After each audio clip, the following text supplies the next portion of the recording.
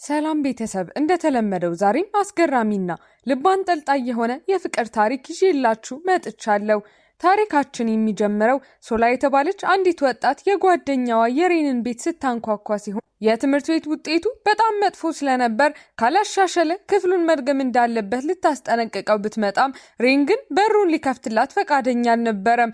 ሶላ ተስፋ ቆርጣ ልትሄድ ስትል ከአንድ አፓርታማ መስኮት አንዲት ሴት በልጇ ላይ ስትጮህ ትሰማና ድምፁ ልክ እንደ ራሷ እናቷ ድምፅ ስለነበር በጣም ተገርማ ቆማ ማዳመጥ ትጀምራለች። ከውስጥ ካየተባለ ወጣት እሷ ቆማ ሲያያት መስኮቱን ከፍቶ የትምህርት ቤቷን ዩኒፎርም ስለሚያውቀው በዊቻት እንድታስገባው ይጠይቃታል።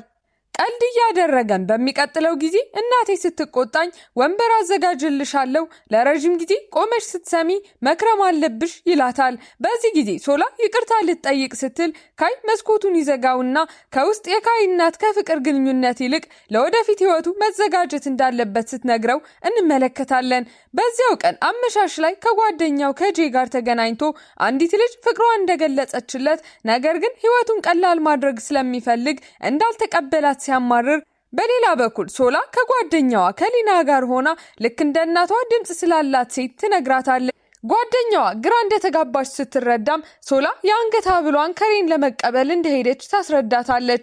4 ቅጠል ያለው ክሎቨር የአንገት ሐብሏን በፈተና እንዲረዳው ለመልካም ዕድል ብታውሰውም እሱ ግን አሁንም ወድቆ ነበር። የአንገት ሐብሏን ለአንዴና ለመጨረሻ ጊዜ ለመመለስ የወሰነችው ሶላ ከሊና ጋር ወደ ሬን ቤት ትሄድና እዚያ ሲደርሱ ካይና ጄን ጓደኛቸውን ሊጠይቁ መጥተው ያገኟቸዋል። ሶላ ሬንን ስትጋፈጠው የሱ ውጤት ከሷ በጣም የከፋ ስለነበር በጣም ተናዶባት እንደነበር እንረዳና በንዴት ስሜት ውስጥ ሆኖ እንደወደቀ ሰው ስለተሰማውም ሬን የአንገት ሐብሉን አውልቆ በመስኮት ወደ ውጭ ወረውረዋል። ሁሉም በፍጥነት ወደ ታች ወርደው ሲፈልጉት የአንገት ሐብሉ ዛፍ ላይ ከፍ ብሎ ተሰቅሎ ያዩትና በዚህም ሶላና ሊና በጣም ይጨነቃሉ። ይህንን የተመለከቱ ካይና ጄ ሊረዷቸው ይወስኑና ከጥቂት ሙከራዎች በኋላ የአንገት ሐብሉ ሲወድቅ ካይ በፍጥነት ይዘውና ለሶላ ይመልስላታል። ሶላ እነሱን ለማመስገን ለራት ብትጋብዛቸውም መጀመሪያ ላይ ካይ እምቢ ቢልም ጓደኛው ጄ ግን ወዲያውኑ ይስማማል። ሊና ምቾት እንዲሰማቸው ለማድረግ እሷና ሶላ የወንድ ጓደኛ እንዳላቸው ዋሽታ ስትናገር ከትንሽ ቆይታ በኋላ ሶላ የአንገት ሐብሉ ከእናቷ የተሰጣት ስጦታ ስለሆነ ለእሷ በጣም አስፈላጊ እንደሆነ ለካይ ትነግረዋለች።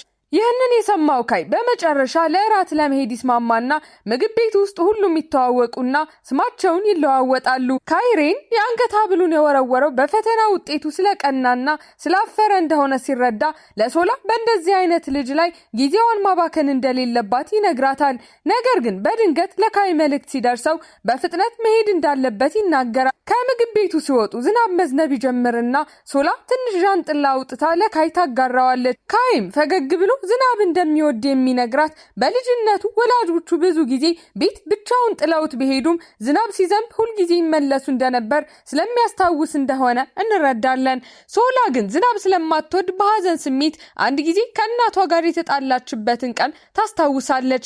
እናቷ አደገኛ ነው ብላ ስላሰበች በሞተር ሳይክል ውድድር ላይ እንድትሳተፍ የማትፈልግ ቢሆንም ነገር ግን በዚያው ቀን እናቷ ቅጹን ከፈረመችላት በኋላ ሶላ እናቷ በአደጋ ላይ እንደሆነች ዜና ስትሰማ በዚያ ቀንም ከባድ ዝናብ ይዘንብ እንደነበር እንረዳለን። ወደ አሁኑ ጊዜ ስንመለስ ሶላ ለመጨረሻ ጊዜ ሬንን ለማናገር ትሄድና ልታጽናናው ትሞክራለች። እሱ ግን አሁንም በንዴት ላይ ሆኖ ራሷን ከፍ እንደምታደርግ ሲከሳት እንዲሁም ከእሱ ፋንታ ካይን እንደመረጠች ይነግራታል። ሶላ በቁርጠኝነት በመካከላቸው ምንም አይነት ግንኙነት እንዳልነበረ ትነግረውና ለበጎ ዝም ብላ ትታው ትሄዳለች። ወደ ካይ በመመለስ ሶላ በዊቻት ጓደኛ እንዲያደርጋት ስትጠይቀው ካይ ገና ከሬን ጋር ከተለያዩ በኋላ እንዲህ ማለቷ ቢያስገርመውም በሐሳቧ ግን ይስማማል። ከዚያም ሶላ እናቱን መቼ ማግኘት እንደምትችል ስትጠይቀው ካይ በፍጥነቷ በጣም ተደናግጦ እናቱ ስትቆጣው ሊያሰማት ቃል እንደገባላት ቢያስታውሳትም እናቱ በጣም ስራ እንደሚበዛባትና መጠበቅ እንዳለባት ይነግራት። በጣም ቁርጠኛ የሆነችው ሶላ ለሊና የካይ እናት ድምጽ ከሟቹ እናቷ ድምጽ ጋር ተመሳሳይ ስለሆነና ይህ ችላ ልትለው የማትችለው ግንኙነት እንደሆነ ስለሚሰማት እሷን ማግኘት እንዳለባት ትነግራታለች። ከጥቂት ጊዜ በኋላ ሊና ከጄ የካይና ቤተሰቡ ወደ አንድ ቪላ ለጉዞ እንደሚሄዱ ስትሰማ ይህ እድላቸው እንደሆነ በማሰብ ሶላን ታሳምናትና እነሱም ወደዚያው ቪላ ለጉዞ እንዲሄዱ በማስመሰል እዛ ቦታ ላይ እንዲገናኙ ያመቻቻሉ። ካይ ከጓደኛውና ከታናሽ ወንድሙ ጋር ሲደርስ ሶላን እዚያ ሲያያት በጣም ይደነግጣል። ጄም ይህ በሴቶቹ የተቀነባበረ ሴራ እንደሆነ በፍጥነት ይረዳል። በቪላ የሚቆዩበት ጊዜ ካይ መኪና ሲያስፈልገው ሶላ ከቪላው ባለቤት ከአቶፉ መኪና እንድታገኝለት ትረዳውና ይህንን አጋጣሚ በመጠቀም ካይ በዊቻት ጓደኛ እንዲያደርጋት ታስገድደዋለች። በኋላ ላይ አቶፋ ለሻይርሻቸው ማስታወቂያ እንዲሰራ ለካይ የስራ እድል ሲሰጡት ካይን ተቀብሎ ሶላ በስራው ላይ ስትረዳው መልካም እድል ያመጣለታል ብላ ባለ 4 ቅጠል ሀብል ትሰጠዋለች። በዚህ ጊዜ ካይ ለሷ የሆነ ስሜት ይሰማው እንደጀመር እንረዳለን። በዚያ ምሽት ሶላ አንድ አስፈላጊ ነገር ልትነግረው እንደምትፈልግ ስትናገር ካይ ፍቅሯን ልትገልጽለት ነው ብሎ በማሰብ ሊያገኛት ይሄዳል። ነገር ግን ጓደኞቻቸው ባሉበት ሲገናኙ ሶላ በቀጥታ ምንም ቢሆን እናትህን ማግኘት ፈልጋለሁ ስትለው የካይ ፊት በሐዘን ይዋጥና በጣም ይከፋል። በብስጭት እኔን የምትወጂኝ ይመስልሻል ብሎ ሲጠይቃት ሶላ በረጋ መንፈስ አይመስለኝም ብላ ትመልሳለች። በዚህ ጊዜ ሊና ስለ ሶላ የወንድ ጓደኛ የዋሹት ወንዶቹ ከነሱ ጋር ጊዜ ማሳለፍን እንዳያቆሙ በመፍራት እንደሆነ ስታምን ይህ ሁኔታ ካይን ግራ መጋባትና ትንሽ የህመም ስሜት ውስጥ ይከተዋል። በማግስቱ ካይ ሶላን ቢርቃትም አቶፋ የካይን ስራ ሲያመሰግኑ ሶላ አቶፋ የበለጠ ገንዘብ ሊከፍሉት እንደሚገባ ትከራከራለች። ካይ ይህንን ሲሰማ ለእሱ ፍላጎት ከሌላት ለምን ይህን ያህል እንደምታስብለት ግራ ይገባዋል። በኋላ ላይ ካይ ለትንኝ ንክሻ መድኃኒት ሲፈልግ ሳይወድ በግሩፕ ቻቱ ላይ መልእክት ይልክና ሶላ ወዲያውኑ እሷ ጋር እንዳለ ትመልሳለች። በጓደኛው ተገፋፍቶ ካይ እሷን ለማግኘት ወደ ታች ይወርድና አብረው ራት ሲበሉ ስለ ህልማቸው ማውራት ይጀምሩና ሶላ አርኪቴክቸር መማር እንደምትፈልግ ትናገራለች። ካይ ፍላጎቷ እንድትከተል ያበረታታትና በዚህም ሶላ መነቃቃት ሲሰማ ከሱ ጋር ጠንካራ ግንኙነት እንዳላት ይሰማታል። በቀጣዩ ቀን ከባድ ዝናብ ይዘንብና ጄ ለካይ ደውሎ ምግብ እንዲያመጣላቸው ሲጠይቀው ካይ ወዲያውኑ ሶላ ምን መብላት እንደምትፈልግ መጠየቁ ይህ ትንሽ ድርጊት ለእሷ በጥልቅ ማሰብ እንደጀመረ ያሳየናል። ወደ ቤት ሲመለስ ካይ ለጄ ሶላን እንደሚወዳት እንደሚያውቅ ይነግረዋል። ነገር ግን ለትምህርት በቅርቡ ወደ ሌላ ሀገር ስለሚሄድና የረዥም ርቀት ግንኙነት ፈጽሞ እንደማይሰራ ስለሚያምን ከሷ ለመራቅ ይወስናል። ስለዚህ ሶላ ስለ ፎቶግራፍ ስራ መልእክት ስትልክለት እምቢ ብሎ ሲመልስላት ልቧን በጣም ይሰብረዋል። በዚህ ጊዜ የሶላ የድሮ ጓደኛ የሆነው ሬን ካይን ለቅርጫት ኳስ ጨዋታ ሲሞግተው በጨዋታው ወቅት ሬን ሆን ብሎ ካይን ይጎዳዋል። ጄ ካይን ወደ ሆስፒታል ይወስደውና እዛም በጣም በሚገርም ሁኔታ የሚያክመው ዶክተር የሶላ አባት ሆነው ይገኛሉ። ዶክተሩ ካይን ስለ ቤተሰቡ አንዳንድ ጥያቄዎች ከጠየቀ በኋላ አሁን ምንም አይነት ግንኙነት መጀመር የለብህም የሚል እንግዳ ምክር ሲሰጠው ካይ በጣም ግራ ይጋባል። በኋላ ላይ ሶላ ካይን በሌላ ስራ ተሰማርቶ ስታየው ለምን ለዚያ ስራ ጊዜ ኖሮት ለሷ ስራ ግን ጊዜ እንደሌለው በንዴት ስትጠይቀው ካይ ሌላኛው ስራ የተሻለ ክፍያ ስለነበረው እንደሆነ ያስረዳታል።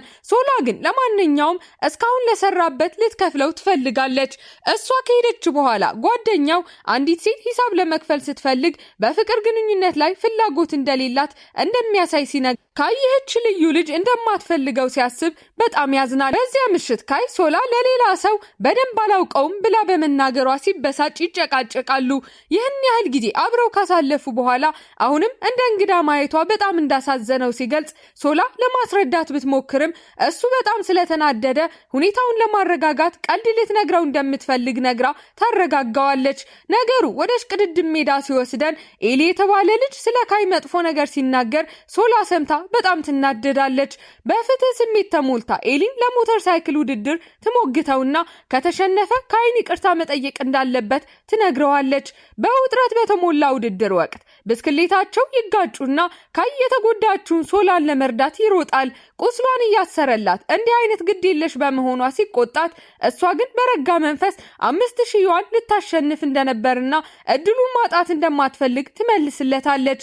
ከጥቂት ጊዜ በኋላ ካይ ሶላን በአንድ ሆቴል ውስጥ ሲያገኛት ለሆድ ህመሟ መድኃኒት ይሰጣታል። እንዲሁም ያሸነፈችው ልዩ የራስ ቁር ስጦታ አድርጎ ሲሰጣት ደግነቱ የተመለከተችው ሶላ ከዓመታት በፊት በተመሳሳይ አደጋ ጉልበቷ እንደተጎዳች ትነግረዋለች።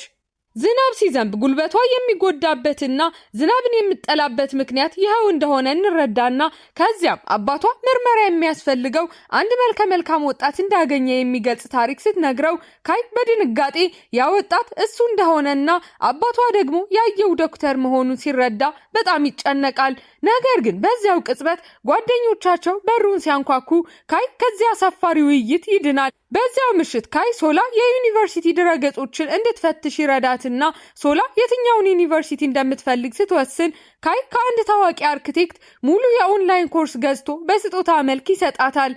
ሶላ በጣም ተደስታ ልቧ በደስታ ቢሞላም ነገር ግን ካይ በቅርቡ ወደ ቤቱ እንደሚሄድ ሲነግራት እና ምናልባት እርስ በርስ እንደሚረሳሱ ሲናገር ልቧ በሐዘን ይሞላል። አንድ ቀን ሶላ ለካይ መብራት በስጦታ መልክ ስትልክለት እሱ በአንድ ወቅት ልኮላት የሰረዘውን ሚስጥራዊ መልእክት ተጠቅማ ኦንላይን ላይ የለጠፈችው ጽሑፍ ያያል። መልእክቱን እንዳየችውና ለተወሰነ ጊዜ ስትወደው እንደነበር ሲረዳ ወዲያውኑ ይደውልላታል። በደስታ የተሞላ ውይይት ያደርጉና ግንኙነታ ይበልጥ እየጠነከረ ይሄዳል። ከጥቂት ጊዜ በኋላ የካይ እናት ከሌሎች ምርጥ ተማሪዎች ጋር ዶክመንተሪ እንዲቀርጽ ስራ ስታገኝለት ሶላም እንድትገኝ ትጋበዛለች። በዝግጅቱ ላይ ካይ መጠጥ ያመጣላትና ሁሉም አብረው ያዩዋቸዋል። በዚያ ምሽት ርችት ሲመለከቱ ካይ ለዩኒቨርሲቲ ወደ ቤጂንግ ስትሄድ ከሌሎች ወንዶች ጋር እንዳትጠጣ ይጠይቃታል። ሁለቱም አንዳቸው ለሌላው ስሜት እንዳላቸው በግልጽ ብንረዳም አብረው ፊልም ለማየት ቢያቅዱም ትኬቶቹ አልቀዋል።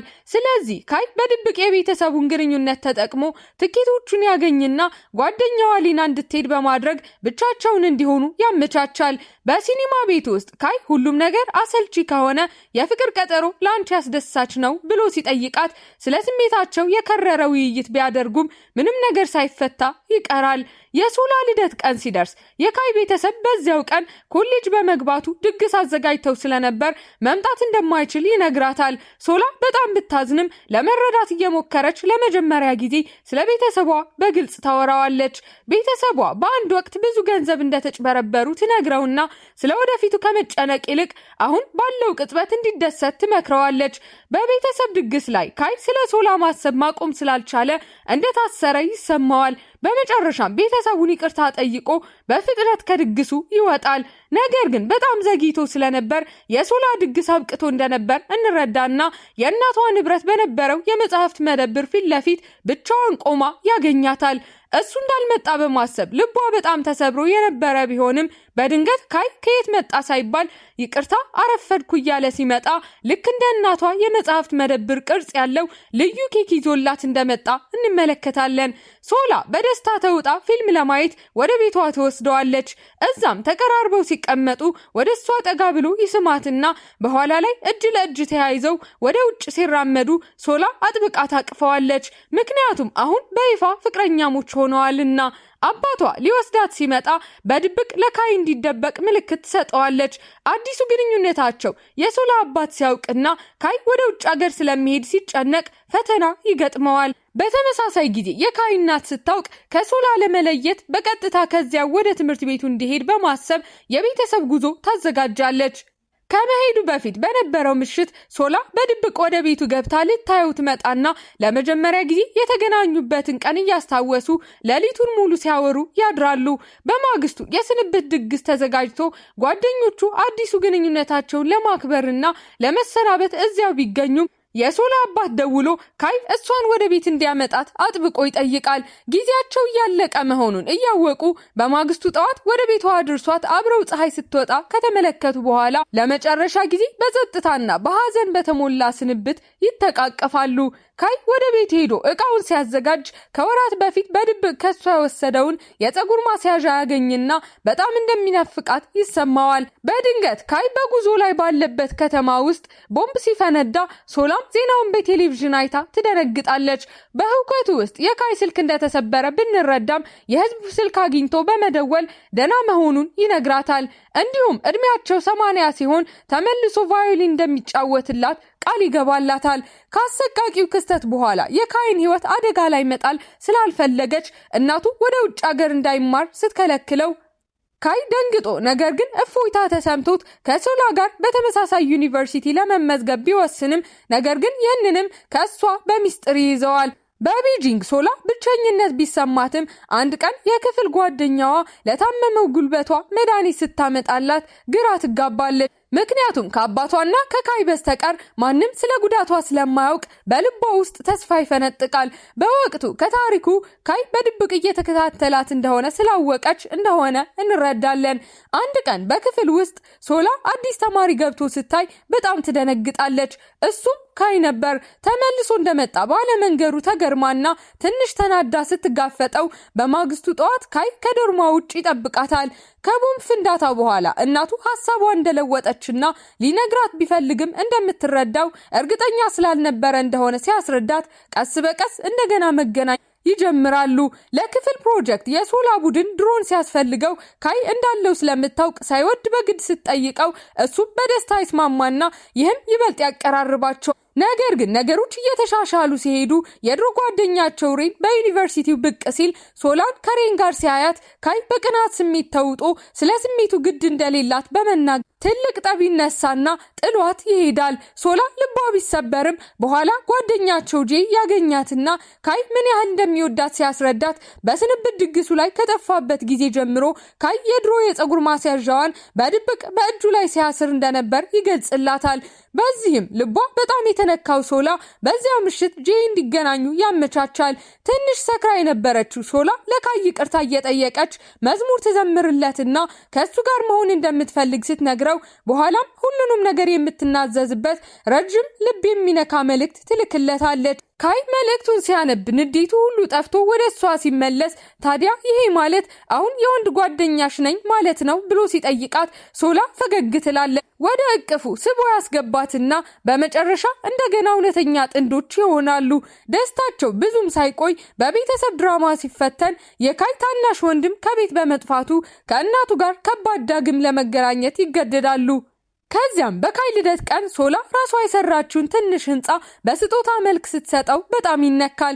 ይህ በእንዲህ እንዳለ ካይ በመጨረሻ ትክክለኛ አባቱ አቶ ፋን ይጋፈጠውና በቦክስ ክለብ ውስጥ ተገናኝተው ካይ በህፃንነቱ ስለተወው መናደዱን ይናገራል። ነገር ግን አባቱን ይቅር የሚለው ለሶላ ሲል ብቻ እንደሆነ ይነግረውና ምክንያቱም አቶ ፋን እንደ ደግ ትልቅ ሰው ስለምታየው እንደሆነ እንረዳለን። ታሪኩ 4 ዓመት ወደፊት ዘሎ ካይና ሶላ አሁንም በፍቅር ደስተኞች ሲሆኑ አንድ ቀን ካይ ጓደኞቻቸው በሙሉ ቦታውን አስውበው በሚጠብቁበት የድሮ የልጅነት ቤቱ በመውሰድ ሶላን ያስደንቃታል። ከዓመታት በፊት የሰጣትን ትንሽ የአሻንጉሊት ቡችላና መቀስ ሲሰጣት ግራ የተጋባችው ሶላ ስትከፍተው ከውስጥ የሚያምር ቀለበት ታገኛለች። ከዚያም ካይ በአንድ ጉልበቱ ተንበርክኮ የጋብቻ ጥያቄ ያቀርብላትና ሶላም በደስታ አዎ ትላለች። በኋላ ላይ ካይ ሁልጊዜ ወደምታደንቀው ወደ አንድ ህንፃ ይወስዳትና ህንፃው በሟች እናቷ እንደተሰራ ይገልጽላታል። የራሱን እናት በዚያው ቆማ የሚያሳይ ፎቶ አሳይቷት ለእሷ ምን ያህል ትርጉም እንደሚኖረው ስለሚያውቅ ቦታውን እንዳገኘው ይነግራታል። ከውስጥ በአንድ ክፍል ውስጥ የመጨረሻ ስጦታ አዘጋጅቶላታል። እሱም ከጓደኝነታቸው በሙሉ የተነሱት ፎቶዎች የያዘ ሳጥን ሲሆን ከእያንዳንዱ ፎቶ ጀርባ ላይ በእጅ የተጻፈ ማስታወሻ አለው። ሁሉንም ትዝታዎቻቸውን ስትመለከት ሶላ በደስታ ትሞላና በማግስቱ ወደ ትውልድ ከተማቸው ተመልሰው በሚወዷቸው ሰዎች ተከበው አዲሱን ህይወታቸውን ለመጀመር ዝግጁ ሆነው ስንመለከት ፊልሙ ይጠናቀቃል።